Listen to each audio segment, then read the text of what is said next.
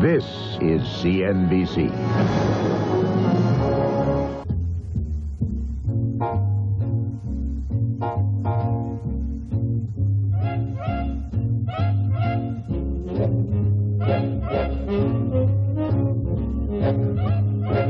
Good evening, folks. Welcome back. I'm Tom. This is the Color Cast now, up and running for Tuesday night. It's the 26th of July, 1994. You know, part of our mission this week is to present every single member of the cast of the new motion picture Mask, which is coming out. And we're doing pretty well with this because Richard Jeni, the comedian, is on our program tonight. Also this evening, a surprise guest that you won't see on any other television program in America because, frankly, he doesn't do any other television programs. Mr. Tickets is here tonight. And Mr. Don Bastani, who was with the Arab Anti-Defamation League to talk about the picture True Lies, in which Arnold Schwarzenegger blows up a lot of Arabs in most of the free world, huh? I hear it's a little tough on our Arab friends. Anyway, that's what's being said around Hollywood. And so Don is here tonight, an old friend of ours, a distinguished director in motion picture and television, to talk about the picture and the apology or courtesy announcement that I guess the producers put on the end of the picture after the damage was pretty well done. Now, you've heard me ask Mark Kennedy these questions, and a lot of people have called into the office and said, you know, what are these questions about? Did somebody call? Blah, blah, blah, blah, blah. My lawyer and agent, you know, has been talking with other people about my future for the last 4 months, as you've read in the papers. And so every day I call my friend and lawyer and I say, did anybody call today? He says, no. And I say, did you call anybody? He says, no. He says, well, what's going to happen? I say, what's going to happen? He says, oh, I don't know. We'll figure something out. I'll talk to you later. Hangs up the phone. You know, this has been going on for 5 months. And I called again today, and, you know, nobody called. So tonight I thought what we would do here is get out the talking ball, you know, and from our friends at Mattel, and ask it the questions, all right? All right. Did anybody call today? Maybe not. Talking ball, no lawyer personally. It is possible. Did you call anybody? I think not. And is anything going to happen? Definitely a chance. Talking ball knows lawyer very, very well. Yeah. Oh, yeah. Now, it's 95 degrees here in Burbank today, and tomorrow night we go out into the fray. We're going outside tomorrow night at the CNBC Garden. And at the south lawn of the White House tomorrow. The president will address the nation, right? But let me tell you, they're gone now. You want those things? Have you got them here? Yeah, bring them out here. All right, don't go away. Where am I going to go? They got me chained to the chair here, for heaven's sake. So we're going to go outside tomorrow night, and what we've done is we have assembled some of the top dog acts in all of television. We've got Lassie coming on here tomorrow night, you know, who's back on television. And we saw Lassie over at the Greg Kinnear show last week, and man, what a beautiful animal this is. However, be forewarned that Lassie is a guy. Yeah, it's the crying game in dog world. Yeah, Lassie's a guy. So, Dog stuff. Man. Yeah. Okay. We got these guys coming on tomorrow night, right? These are the dogs on the cover of TV Guide.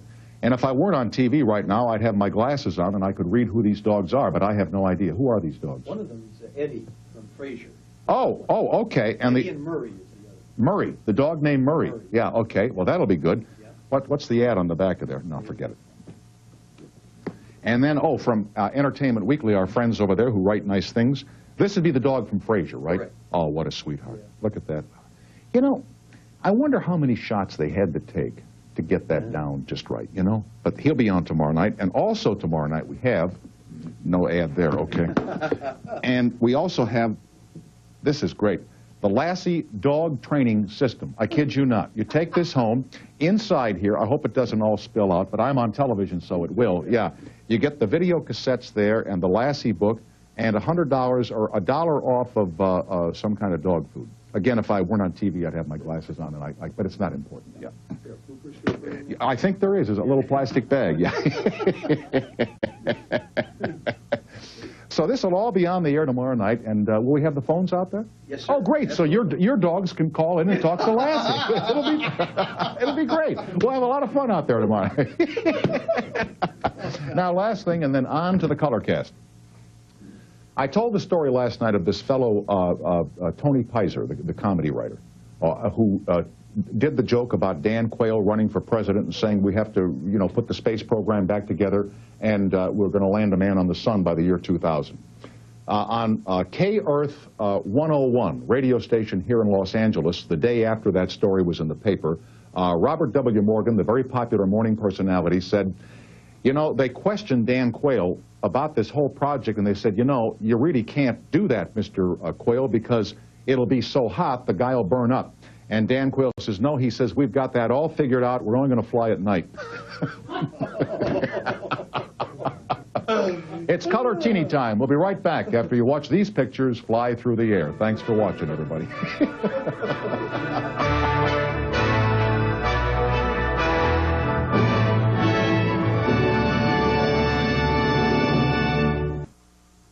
Now here is Richard Jeni, one of the stars of the brand new motion picture. Now here is Richard Jeni, one of the stars of the brand new motion picture Mask, which is opening soon at theaters and drive-ins everywhere. He was named 1993's Best Male Stand-Up Comic by the American Comedy Awards.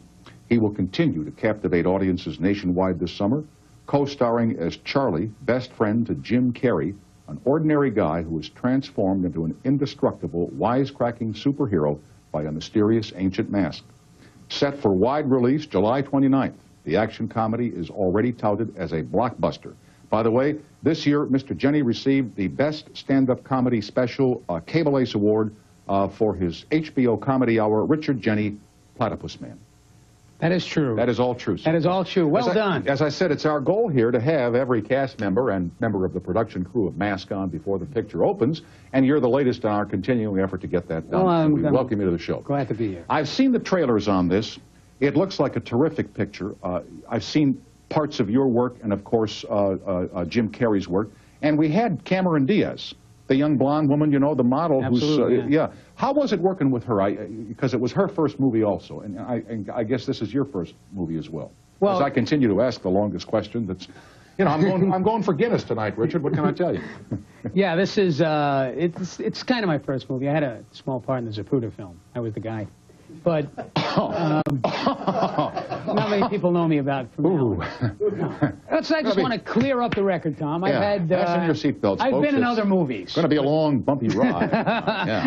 I've been in other movies, but they're usually the kind where you're putting a shirt over your bedroom lamp going, honey, nobody will see the tape.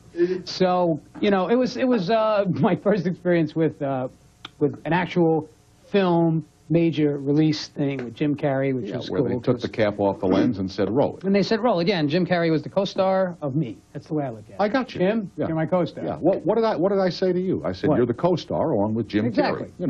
Who could also be seen in living color on Fox for a time when it was still on the air. Yeah. So how is it different now doing the kind of work that you did in Mask from the kind of work that won you the Cable Ace Award for Platypus Man? Well, there's a lot of big differences. In stand-up, I used to say that you only work an hour a day, right? Yeah. And then you have nothing to do for 23. Whereas in a movie, frequently you have nothing to do for the entire 24 hours. Yeah. You just keep putting makeup on and having no particular function. Makeup, nothing. It's like being a transvestite who worked for the post office is the best way to describe it. You just keep having makeup and not doing anything. Yeah, right. So, and also the other thing is about stand-up, is that when the stand-up is over, it's over. In the movie, it's never really over. They keep calling you to do other things you didn't know you had to do. For example, about a month after I thought the movie was done, they called me up. I get a phone call, and they say, hi, we have to do a shot where you have to be put in a tuxedo, and then you have to jump into the water in the port of L.A. Now, there's certain things that don't sound promising in life, and jumping into the port of L.A. is one. Yeah, you would think it's going to be dirty and oily and, it's mess. beyond dirty, Tom. This is the type of water where, like, Flipper would go to score heroin. It's like a very bad area of the ocean. And Flipper, if you're watching, you've been clean since the 60s. We were just kidding. But it's not good water. It's like just disgusting, let us just enjoy this, okay? Okay. Because that's a giant. You know, it's in the end zone, kid. You don't have to take it. You know, it's really good. Oh, Okay. Okay. So Flipper's clean, right? So Flipper's clean since the 60s. But, so I got to jump in this water in a tuxedo, you know, and I don't want to go in because it's like I'm very squeamish about germs, and there's like a lot of disease. You know, this is water where the lobsters have the crabs, if you know what I'm saying. So I go, look, I don't. So I go, look, I don't want to go. Can't you get a stuntman? They go, we have a stuntman, but he's afraid. Yeah. He won't go in. He's just standing there going, I'm a daredevil, I'm not a moron. So I go, right, because I'm a trooper, I'm a professional, I'm a guy who wants to be in the sequel, let's be honest. You're trained. So I go, I'll do it. And we go down there, and it's just horrible, right? We're on a dinghy, we're going to where I'm going to jump in. And it's me, the director, a priest, you know. And we get there, and they go, okay, jump in. And I'm in the water, it's like freezing, first of all. It's disgusting, second of all. And we do like 4 or 5 takes, and I'm cold, gasping, and I'm, you know, fear of my life. And the director, who's sitting on the, this is why you need to be a director, not an actor. He's on a dinghy, like, talking to his broker. Cut! Come here. I go, what? He goes, okay, good, your timing's good, you know, the shot looks good, but I think, quote, we're losing some of the fun. And I go, oh, well, probably that's a coincidence because I just lost the feeling in my right arm. I'm in Fecal Bay here. A school of syringes just went by. There are viruses on jet skis, Tom. Viruses with liquor bottles going. We just got thrown out of a gas station toilet. I'm sorry we lost a little fun. I mean, excuse me. Excuse me is right. Yeah. One last thing on this, and I swear this is true. Now, if you're a normal person and somebody tells you that you're going to jump in the Port of L.A., you're going to say, wait a minute, you know. So I said, wait a minute. So they said, don't worry, we're a professional movie company. We wouldn't just throw you in some port of L.A. We have this water tested. I said, I don't believe you. I want the number of the testing company. They say, here it is. I call up. I go, has the water been tested? They go, yes, we've tested it, and it contains, quote, an acceptable level of fecal bacteria. Now, I'm not a doctor. What's acceptable to you? Well, zero. None. Zero. No low crapo. The limit for me. You know, there's like being a little pregnant. There's no crap in this water. Exactly. Right? Yeah. That's it. If I'm in Hawaii, a guy is taking a dump off the coast of Venezuela, that's too close for comfort. So I go, because it can't be good for you. Can it be good for you? I've never, you know, had the doctor go, you need to spend more time swimming in the toilet. My side. An acceptable level of fecal material. Of fecal matter. Yeah. You know? Yeah. In the words of the AMA, if it's fecal, it matters. But, I don't know what that meant. But, I want to be around to pick up the feces after you walk your dog. So anyway, it's terrible. Let's go back here to the director who said that we're losing some of the fun here. Yeah. So what did you do to put the fun back in your life? To put the fun back in, you mean during the movie or afterwards? No, in the movie. In the movie. You go back, I assume you go back and you do the scene one more time. Oh, we did that scene lots and lots of times. Yeah. So what did you do to put the fun back into the scene? In that scene there, I just, at a certain point, I just said no. At a certain point, I just said, I can't do this anymore. Yeah. You know, I can't be in here. I'm cold. I'm afraid. I want to get out. And he let me out, and he said, you know, it's okay, don't worry, you know, this won't affect your career with us at all. And as you can see from your paper, I'm next week at Chucklebucks in Sioux City. That didn't work out. No, as a matter of fact, it's a little town just north of Sioux City. Which is called? Well, I don't know, but it's not even. It's not Sioux City. It ain't even a Sioux little City. North of Sioux City. Yeah. Now everybody from Sioux City is going to call up going, we're a big metropolis. Don't ever say that about us again. Yeah, but we're not talking about Sioux City. We're talking about that little town right above you. You know what you sounded like for a second there? Who? My name is Gulp, Forrest Gulp. Have you seen the movie? Oh, have you seen that picture? Yeah. Did you like it? I loved it. I just loved it. Life is like a box of chocolates. Yeah, it's a great movie. It's sort of a story of a guy who is like fairly clueless and yet affects major world events. It's the Bill Clinton story. Yeah.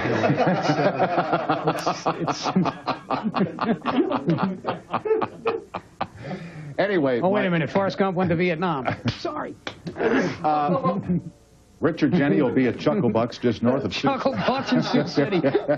Don't audit Bill if you're watching. It was a joke. It was like the flipper thing.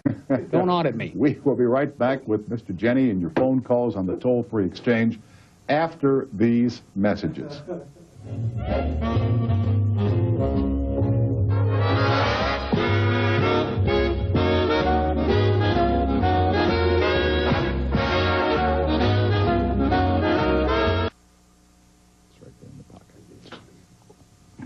Now let's go to the talking ball one more time.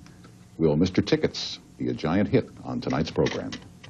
My answer is, it is possible. Ladies and gentlemen, a mysterious visitor from the East, Mr. Tickets. Thank you very much. Pleasure to have you here tonight. It's very nice to be here. Now, is Mr. Tickets your real name? No. What is, and the answer to the next question is it cannot be revealed. It cannot be revealed. I don't know. Let me see.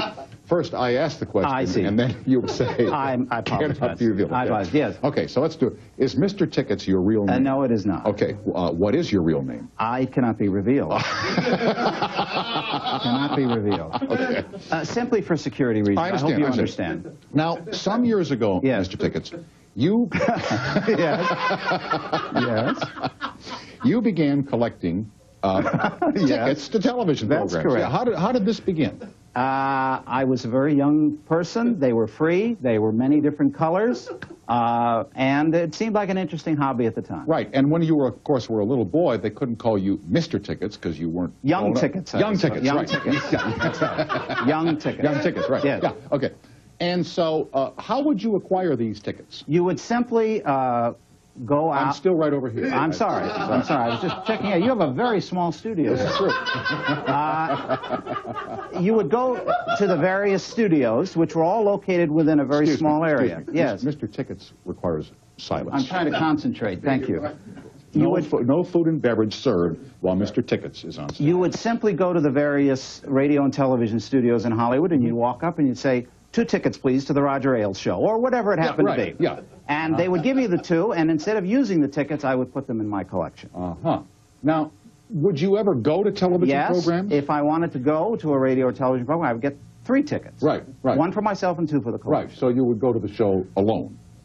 Possibly. I get 4 tickets and take someone with me. Take somebody Yes. else, right, Mrs. Tickets. Oh, possibly. Yeah, or young chick tickets. Young chick tickets. Yeah, whatever. That's Yeah, correct. Whatever worked at the time. Yeah. That's correct. So, like, you remember Mrs. Miller? She would go Yes, to all. that's right. No. You have far more tickets than you have shows that That's you've been correct. to. That's correct. And you brought with you tonight, I understand. Some of the best of the collection.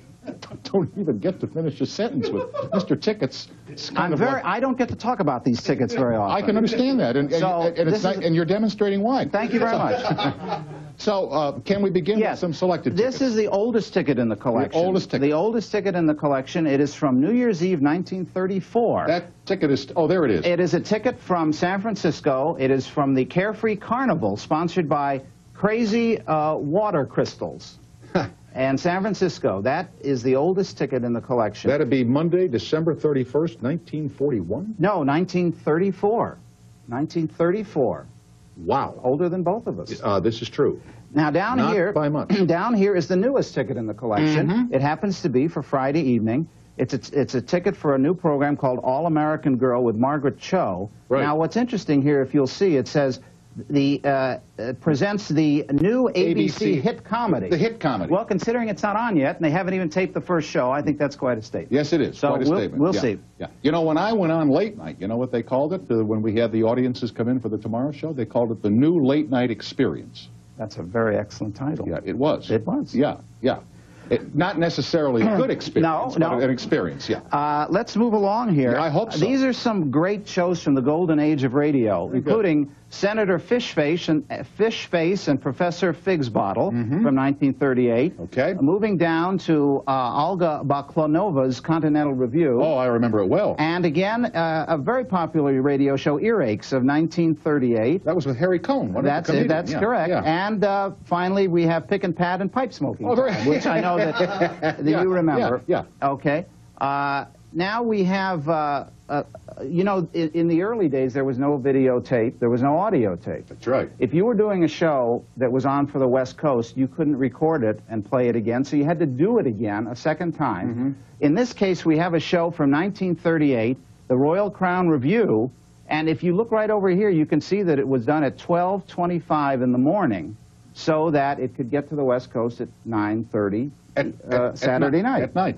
Amazing. This is a ticket for art. What's truly amazing, though, is that the ticket not only gives you the name of the shows, but it allows you to learn something of the history of the industry. Now you understand why I collect the tickets. Yes, I do. You see? Tickets, yeah. Now here is a ticket for Arthur Godfrey time with all the little Godfreys. Right. And you can see it says CBS Radio and Television Networks. This show was on both radio and television at the same time. You know, that's a good idea to put a show on both the radio and TV network. Someone may think of that again. It's a good idea, yeah. You think and the other thing is they gave you lunch when you went to see this show. Oh, you're kidding. Yeah. Down here Hawaii. Is Fibber, McGee, and Molly, and it was sponsored by an aluminum company, and you see the ticket is aluminum colored. Can you sort of see that? No, they there? can't see it at all. No, well, you well, can't. there it is. Okay, we've got it. Aluminum. Yeah. Okay. Okay. Here is the history of The Tonight Show. Okay. Starting, of course, with Steve Allen in 1954, then The Tonight Show with Jack Parr, and The Tonight Show with Johnny Carson. Mm-hmm. And here is the last Tonight Show ticket. May 22nd, 1992. The Tonight Show with Johnny Carson. Now, this was invited guests only, and I was fortunate one of the invited guests gave me this ticket.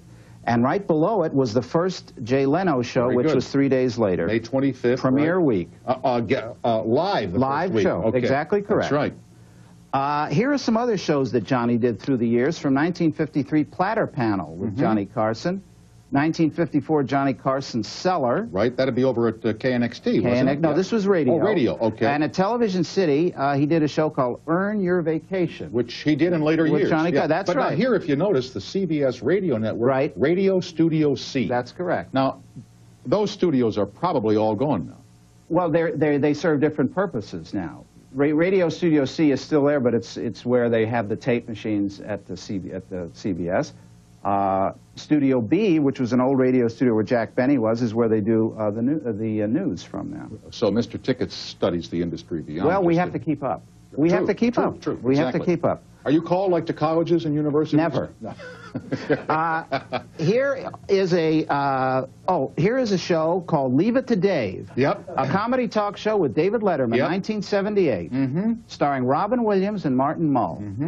I don't know if that ever got on the air. I don't think so. And below it, we have the first David Letterman Late Show at CBS, August 30th, 1993. Now, how were you able to acquire that particular ticket? I was helped by a close friend who purloined this ticket for me. I did not attend the taping. Now, we're running close on time. I understand. These are the very most difficult tickets to get. The hardest to get, okay. I Love Lucy, Groucho Marx, Jack Benny, and the Jackie Gleason Show. Very good. Howdy Doody with special admission to the Peanut Gallery. Martin and Lewis Colgate Comedy Hour, the Ed Sullivan Show. Very good. And this was a very difficult ticket to get, the Champagne Music of Lawrence Welk. You had to wait about 3-4 months, but the most difficult, believe it or not, you had to wait 4 years for Bozo the Clown in Chicago. I would believe that. Have you ever attended the Bozo Show? Not under that name. Okay. Anyway, we've got to do one more, and then I must move along. I see. I'm going to get the Tom Snyder collection. May I? Oh, please. This is the Tom Snyder collection. Well, look at here. We have, I brought this from WTMJ, the Grenadiers, because I know you used to attend that. All the time. Bob Heiss is your host. That's correct. Right. And this is a Tom Snyder contact ticket, a very nice likeness there. Boy, Tom. I want to tell you something. That is truly a collector's item. Uh-huh. I don't have that. And I wonder why we haven't. Well, I don't have time to wonder. And here we have Tom Snyder hosting the National Love, Sex, and Marriage Test on NBC. Right. A very good friend of mine named Joel Tator directed that show. Really? Yes. Probably well done. Yeah. It was extremely well done. And here is the unfortunately, his salary, the budget was so big we couldn't do the sequel. But here is the Tomorrow ticket that you referred to. The new late night experience. Right. And to top it off, my one and only CNBC ticket. Right. The American Dream, starring Tom Snyder and Jane Wallace. Right. Where are they now? Where are they now? That's correct. Well, Mr. Tickets, this has been most enlightening. Thank you very much. Possibly on some future occasion, if we're in need of more information, you could come back from the East and give us more of your expertise. It would be my pleasure. Fine.